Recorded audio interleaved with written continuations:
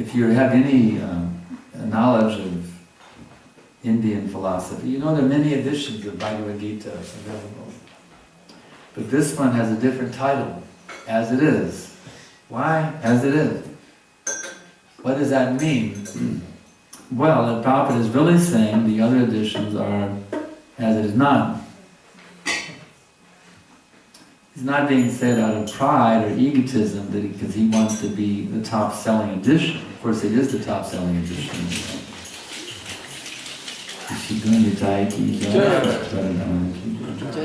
But Prabhupada is saying that because in the other editions, the meaning is, they're not properly translated. Just like, for example, in chapter 9, text 34, Manmanama Bhakto Majanchi Mam Namaskuru Mamma Vaishashi Yukvaivam Atmanam Parayana. Engage your mind always in thinking of me. Offer obeisances and worship me. Become my devotee. In this way, by becoming fully absorbed in me, you will certainly come to me. So, the other editions, I was actually one day visiting a professor of religion at the very prestigious university of Rice University in Houston, Texas. I was sitting with the professor, the PhD, in his office. And he was saying, why Bhagavad Gita as it is? They're all as it is. And I said, my dear professor, just hand me, I just randomly pointed at one of the editions on his shelf. I said, just give me that edition. I just pointed at one of the many volumes he had. Just give me that. And I pulled it, I opened it up, and I read this same verse. Engage your mind always in thinking of me. Become my devotee, offer obeisances, worship me. In this way, by becoming fully absorbed in me, you will become me.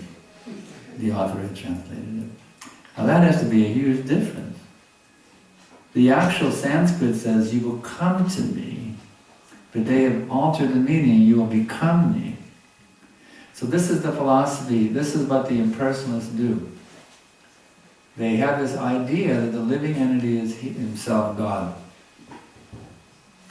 And they teach this false concept.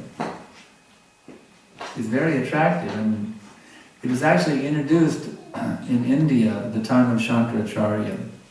Why Shankaracharya himself? For the purpose of defeating Buddhism.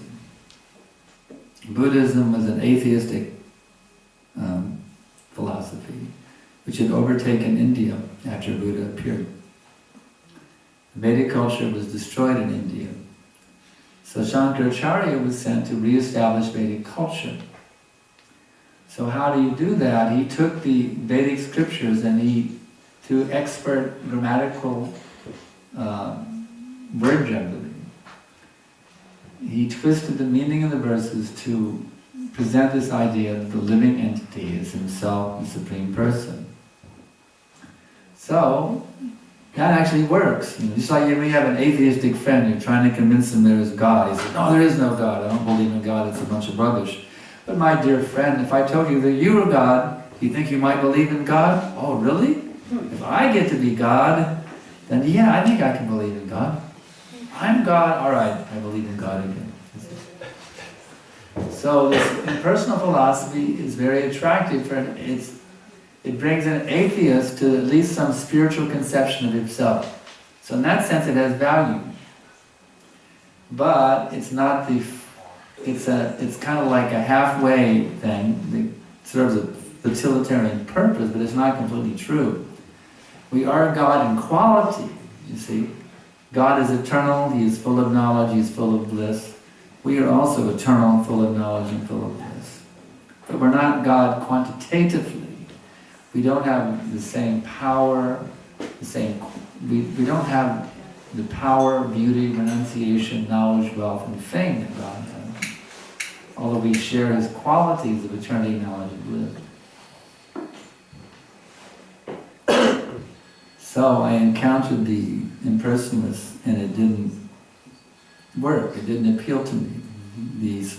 When Swami said, I'm God, you're God, we're all God.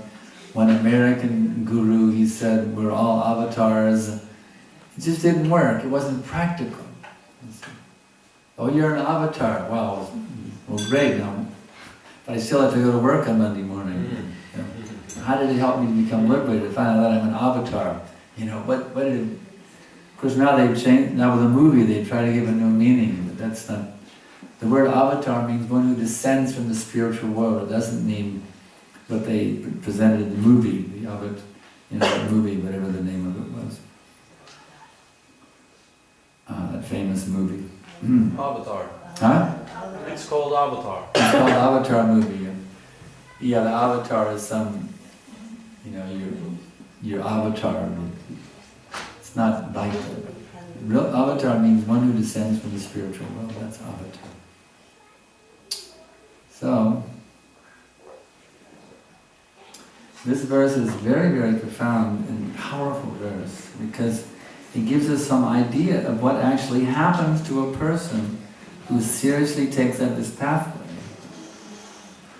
They actually enter into a state of consciousness which is so sublime, so wonderful, so full of love, so full of light, so full of knowledge, so full of peace and tranquility and serenity and all the wonderful things you could ever conceive of, and even the wonderful things beyond what you can conceive of, you see. They actually enter into that state of divine consciousness, and they live in it. And they're so sad, and they are qualified to go back to the spiritual world, but they're not even in any rush to go back. I mean, because they're totally happy even right where they are right now. You see? They're completely self-satisfied. They can be in any world because they're already connected with the divine. They're experiencing the divine, Supreme Person, within every atom, between every atom. They're fully connected. When they chant Krishna, it's not just a sound vibration. It's God Himself. They're directly associating with Krishna when they utter His name. So this verse is a very wonderful thing. Another point is that the Mahatmas, there's two concepts, the Mahatmas and the realized devotees. It's like the realized devotees are on a higher level and the Mahatmas are getting messages from them. And how do those messages come? That's described by Krishna. Evam parampara praptam. This knowledge is received through the chain of disciplic succession. So, the original realized person, of course, is God Himself, Krishna. He is given, this message has been passed by Him, these messages of Vedic knowledge have been passed by Him to Lord Brahma, as I described earlier in this lecture. Lord Brahma then transmitted those messages to his disciple, Narada Muni, who transmitted them to his disciple Vyasadeva, who transmitted to Madhvacharya. This came down through a line of great teachers to finally Lord Chaitanya, the six Goswamis, the Vrindavan, down to the more modern recent times, Bhaktivinoda Thakur, Bhaktisiddhanta Saraswati Thakur. This knowledge, these messages of great transcendental revelation have been very, very scrutinizingly, carefully handed down to us over the ages. So if we hear from those persons who were speaking on behalf of this succession, you see, if we hear from those persons, then that message then penetrates our consciousness as well. If we hear with a receptive mind, not a rejecting mind, but an open, receptive mind. Just like a child is receptive to being taught. Even Lord Christ, who's glorified, blessed, one should be like a child in the kingdom of heaven, you see. So, time and tide wait for no man. I was told we could go to 5, but there was questions and answers. I don't know. 6 o'clock. Huh? 6 o'clock, question and answer. Oh, okay. That what we don't go to. Yeah. I think better we take the question and answers later. All right. Okay, so I'm inviting everyone to the question and answer session at 6 in the library. Yeah. If you have some question, you can note it down on a piece of paper or on your smartphone or in your brain. Note down your questions and please, everyone come to the question and answer session. So I thank you very much. Radha Vijay Srimad Bhagavad Gita ki jai. Jai. Bhagavad ki Jai. Sankarsana Prabhu ki Jai.